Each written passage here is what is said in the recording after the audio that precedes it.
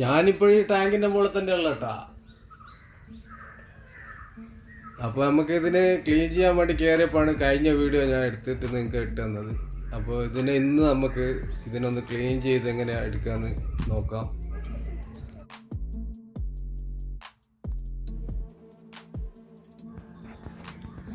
അപ്പോൾ നമ്മളെ water tank ഇവിടെ മണ്ണൊക്കെ പിടിച്ച് കച്ചറയൊക്കെ എടുക്കുക. അപ്പോൾ ഇതിനൊന്ന് നമുക്കിന്ന് ക്ലീൻ ചെയ്തിട്ട് എടുക്കാം കേട്ടോ. പുറത്ത് പൂപ്പലുണ്ട്, അതിനകത്ത് മൊത്തം ചുവന്ന കളറാണ്. ഇതൊന്ന് മൊത്തത്തിലൊന്ന് ക്ലീനാക്കി സറാക്കി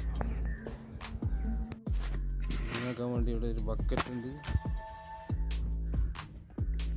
ഇതിൽ ഒരു ബ്രഷ്, വേറൊരു ബ്രഷ്, പിന്നെ കുറച്ച് തുണി ഇതൊക്കെയാണ് വേണ്ടത്.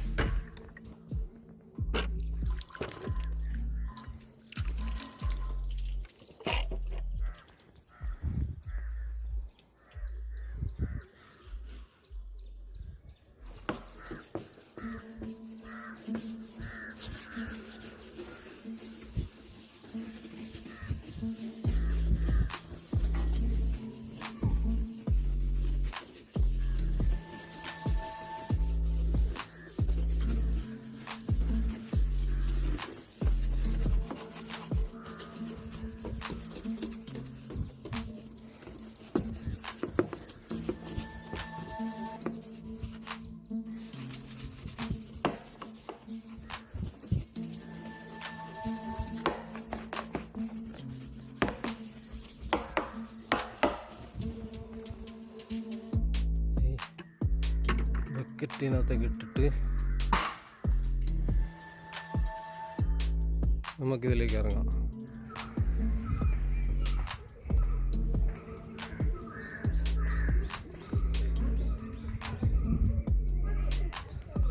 ടാങ്കിൻ്റെ അടി തുണി വെച്ചിട്ട് മണ്ണൊക്കെ നന്നായിട്ട് ക്ലീനാക്കാം.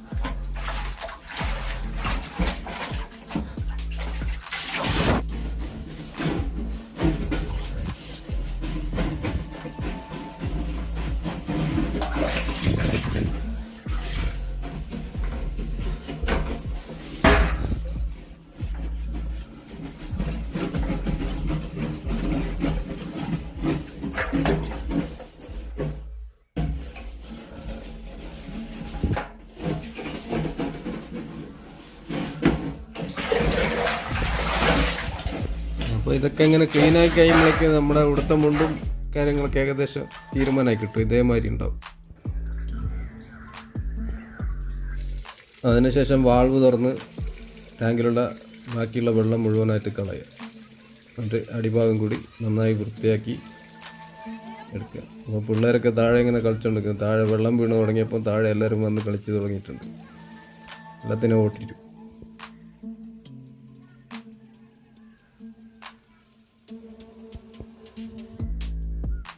അപ്പോൾ ടാങ്കിൻ്റെ ഉൾഭാഗം നല്ല ക്ലീനാക്കി ഉഷാറാക്കിയിട്ടുണ്ട്. ഇനി നമുക്ക് വാൾവ് ഫിൽറ്റർ അടച്ചു വെക്കാം. ഫിൽറ്റർ അടച്ചിട്ട് ഇതിനകത്തേക്ക് വെള്ളം നിറക്കാം.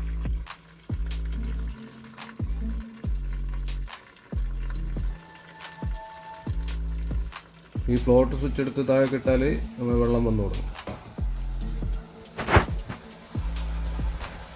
അപ്പോൾ ടാങ്ക് നല്ല ക്ലീനായി ഉഷാറായി. ഇനിയിപ്പോൾ നമ്മൾ ഇതിൻ്റെ മൂടി കൂടി ഒന്ന് നന്നായിട്ട് ക്ലീൻ ചെയ്തിട്ടൊന്ന് അടച്ചു വെക്കാം. നമ്മുടെ വെള്ളം ഇപ്പോൾ ക്ലിയർ ആയിട്ടുണ്ട്. മഴക്കാലത്താണ് കലങ്ങുന്നത്, അതുകൊണ്ടാണ് മണ്ണ് കയറി വരുന്നത്. ഇപ്പം നല്ല ക്ലിയർ വെള്ളമാണുള്ളത്. പക്ഷേ എനിക്ക് കുറച്ച് കാലത്തേക്ക് പ്രശ്നം ഉണ്ടാവില്ലെന്ന് തോന്നുന്നു. അപ്പോൾ ഈ മൂടി കൂടി ഒന്ന് നന്നായിട്ട് ക്ലീൻ ചെയ്തിട്ട് നമുക്കൊന്ന് അടച്ചു വെക്കാം.